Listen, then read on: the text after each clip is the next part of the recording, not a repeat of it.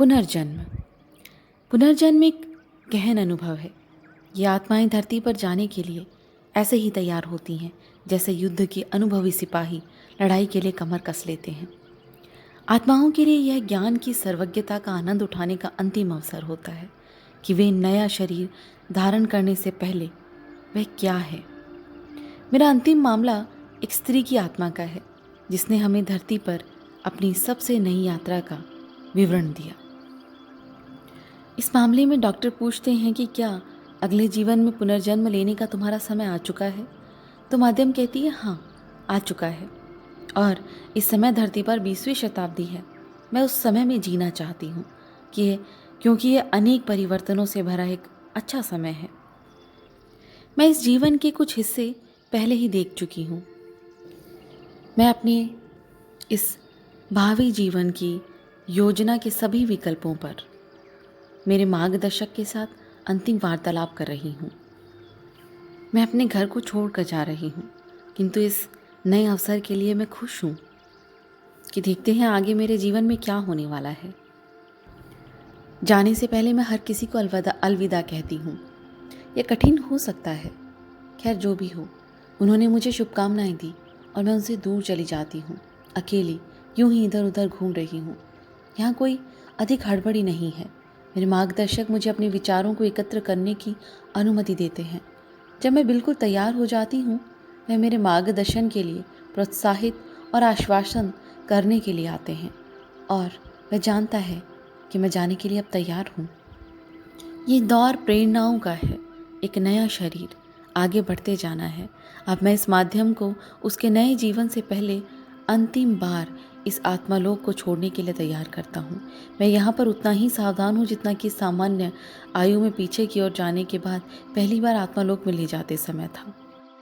Doctor Michael Newton कहते हैं कि शारीरिक मृत्यु के उपरांत बने रहने वाले आत्माओं के अस्तित्व के बारे में ये पुस्तक में मैंने जितनी भी जानकारी दी, मुझे खुशी है कि हम इस भूलोक पर क्यों मौजूद हैं, इस बारे में सार्थक जवाब देती है। जीवन का उद्देश्य क्या है, इस बारे में शोध करते हुए मैंने जितने वर्ष लगाए वे सब एक प्रकार से उस वक्त बेकार सिद्ध हो गए जब सम्मोहन अवस्था में मेरे एक माध्यम ने मेरे लिए शाश्वत जगत के द्वार खोल दिए थे। मेरा सबसे पुराना मित्र एक कैथोलिक पादरी है। हम दोनों की बचपन से दोस्ती थी और जब हम लोग लॉस एंजलिस के समुद्री तट पर टहला करते थे तो अनेक विषयों पर दार्शनिकता से भरी बातचीत करते थे, मगर दोस्त होते हुए भी हम दोनों की विचारधाराएं पूर्व और पश्चिम जैसी थी। इसीलिए एक बार उसने मुझसे कहा था, मुझे लगता है साहस कर मुझे भी तुम्हारी भांति नास्तिक बनकर यह मान लेना चाहिए कि भौतिक जीवन से परे कुछ भी नहीं। उस वक्त मैंने इसे ऐसे नहीं देखा था और उसके बाद भी अनेक वर्षों तक नहीं। 5 वर्ष की उम्र में मेरे माता पिता ने मुझे एक लंबे अरसे के लिए सैनिकों के स्कूल में भेज दिया। एक वक्त लड़के के रूप में उन वर्षों का एकाकीपन जो मैंने सहा था, संभवतः कोई और नहीं सह कर पाता। आज मैं अनुभव कर रहा हूँ कि मुझे वह शक्ति सूक्ष्म अनजाने रूप में दी गई थी। जिसने दी थी उसे मैं देखने में असमर्थ था। आज भी मेरे मित्र और मुझ में आध्यात्मिकता के संबंध में मतभेद हैं, लेकिन फिर भी हम दोनों की विचारधारा है कि एक सर्वोच्च सृष्टि ने सबको बनाया है। जीवन में जब मैं पीछे मुड़कर देखता हूँ तो लगता है कि ये कोई एकाएक घटित होने वाली घटना नहीं, कि व्यक्ति हर जगत से हार कर अंत में मेरे पास सम्मोहित होने के लिए आएंगे। मेरा विश्वास है कि सम्मोहन सत्य जानने का एक माध्यम है और मुझे मार्गदर्शकों, स्वर्ग के मार्गों, आत्मिक अध्ययन समूहों और आत्मालोक की संरचना के बारे में बताएंगे। आज भी कभी कभी स्वयं को उन व्यक्तियों के मनों में घुसा हुआ सा महसूस करता हूँ जो मुझे आत्मालोक का हाल सुनाते हुए उसमें उनका स्थान कहाँ है ये बताते हैं, लेकिन उनके ज्ञान ने मुझे नई दिशा दी। मुझे अब भी इस बात पर आश्चर्य होता है कि पुस्तक में जो आध्यात्मिक ज्ञान भरा है, मैं ही उसका वाहक क्यों बना, क्योंकि जबकि कोई और कम मूल संदेह वाला व्यक्ति निश्चित रूप से ज़्यादा सही रहता, लेकिन देखा जाए तो वास्तव में इन मामलों के पात्र व्यक्ति ही भावी उम्मीदों के संदेह वाहक हैं। अगर तटस्थ भाव से देखा जाए तो हम कौन हैं, कहाँ से आए हैं, और इन सब रहस्यों के बारे में मैं जितना भी जानता हूँ उन सब के लिए मैं उनका ऋणी हूँ जो मेरे पास सहायता मांगने आए थे। उन्होंने ही मुझे भूलोक पर आत्मा के रूप में हमारे लक्ष्य के इस प्रमुख पहलू को समझाया कि अपने वास्तविक घर से दूर होने पर हम किस प्रकार मानसिक रूप से जीवित रह सकते हैं। मानव शरीर में रहते हुए आत्मा अस्थायी भौतिक जीवन में एकाकी होती है और चेतन स्तर पर जीवन के पश्चात कुछ भी मौजूद नहीं, जैसे विचार और भी समस्याएं पैदा करते हैं। तब हमारे संदेह जिस भौतिक जगत को हम देख सकते हैं उसमें जुड़ाव को तलाशने के लिए हमें ललचाते हैं। इसी के साथ साथ यह वैज्ञानिक ज्ञान ब्रह्मांड के विशाल महासागर में आकाश गंगा सीमा के किनारे पर पृथ्वी बालू का एक कण है, हमें महत्वहीनता का भाव जागृत करता है। यही प्रश्न उठता है कि पृथ्वी पर स्थित अन्य जीवित प्राणियों को मृत्यु के पश्चात के जीवन की चिंता क्यों नहीं सताती? क्या केवल इसीलिए कि हमारी अहम भावना यह सोचने से घृणा करती है कि जीवन क्षण भंगुर है, या मात्र इसलिए कि हम एक सर्वोच्च सत्ता से जुड़े हैं? इस बारे में कुछ लोग तर्क देते हैं कि परलोक संबंधी विचार मात्र भी आशावादी सोच होती है। मैं भी ऐसा ही किया करता था, लेकिन इन सब के बावजूद इस परिकल्पना में तर्क है कि हमें केवल जीवित रहने के लिए ही दुर्घटनावश नहीं बनाया गया था, तथा हम एक ऐसी ब्रह्मांडीय प्रणाली में कार्यरत हैं जो किसी कारण के लिए आत्मा के भौतिक रूपांतरण को दिशा निर्देश देती है। मुझे भरोसा है कि यह हमारी आत्माओं की आवाज़ होती है जो हमें बताती है कि हमारा एक अस्तित्व है और वह समाप्त होने के लिए नहीं बना है।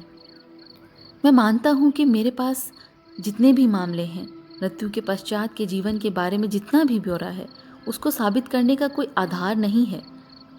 हो सकता है कई लोगों को ये बातें बहुत अविश्वसनीय लगती हों, गले से नीचे नहीं उतर पाती हों। उनसे मैं आशा करूँगा कि उनमें केवल यह विचार उत्पन्न हो कि उनकी अपनी एक स्थायी पहचान है जिसे जानना उपयोगी रहता है, तो मैं समझूंगा कि मैंने एक बड़ा काम किया है। ब्रह्मांड में हमसे भी उच्चतर एक सत्ता है। इस धारणा को जितने भी व्यक्ति मानते हैं उनके लिए चिंता का एक बड़ा विषय विश्व में व्यापक स्तर पर फैली नकारात्मकता का कारण कार्य संबंध है। इसके मूल उदाहरण के रूप में दुष्टता को लिया जा सकता है।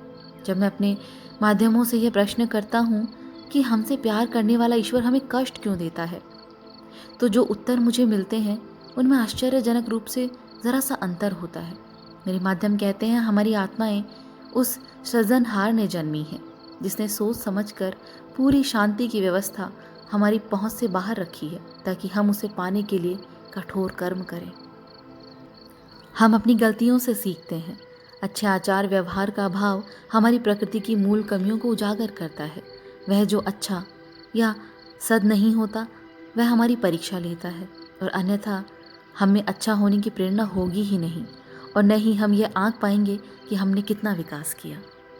यदि हम दुष्टता को न्याय और दया को अच्छाई के बराबर समझते, और यदि प्रभु हमें केवल दया का ज्ञान देते, तो उस अवस्था में न्याय नाम की कोई स्थिति रह ही नहीं जाती। थाईलैंड की पहाड़ियों के बीच स्थित एक वैट मंदिर में एक बौद्ध शिक्षक ने एक बार मुझे एक साधारण सत्य को फिर से याद दिलाया। उन्होंने कहा था, जीवन स्वयं को व्यक्त करने के माध्यम के रूप में भेंट किया जाता है, तथा जब हम हृदय की बात सुनते हैं तो हम जो चाहते हैं वह हमें दे दिया जाता है।